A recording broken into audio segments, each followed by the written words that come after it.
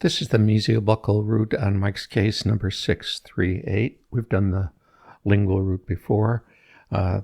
There's the mesiobuccal root. When you look at the radiographs, there were large areas around all the roots. And when I got the tooth, as I mentioned, it was in pieces. So that's the mesiobuccal root. That's what it looked like before I sectioned it sagittally. And when we sectioned it sagittally, it was filled with calcium hydroxide.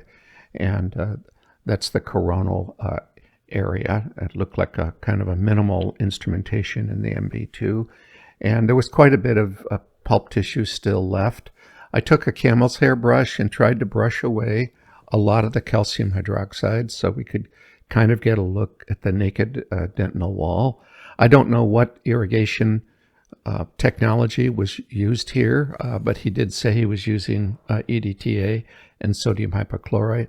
There's the sputter coated. So when you go into the MIE site, look at the MB root, start with the stitched, lower power stitched images. And I'm going to avoid the areas where there was a lot of tissue and just look at areas where the naked canal wall was evident. And as you look through these, try to use the stitched images and it'll give you a better sense for what you're looking at. You have to look at a lot of these to really look at this. So, there's a undemineralized area, and it looks pretty much like a partially demineralized smear layer in various stages of demineralization. A lot of calcium hydroxide crystals still present, and very difficult to distinguish this between organisms or calcium hydroxide or the instrumentation debris from the demineralization of the predentin.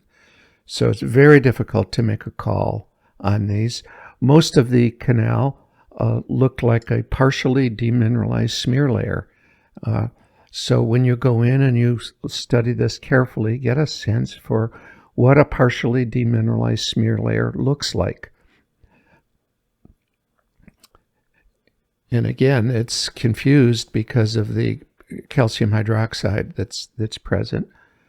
But it actually is a pretty good example of a smear layer. This is a pretty uniform smear layer in the process of being demineralized by the irrigants.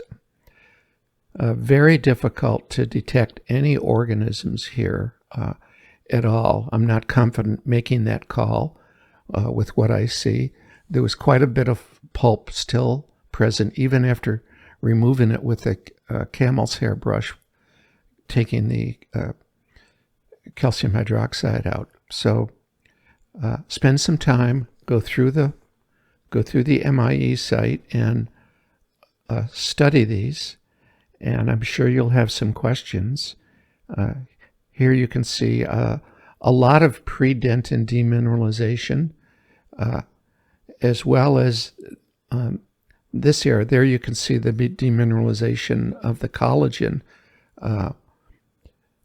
And whether these are organisms or just predentin demineralization or calcium hydroxide, I don't know.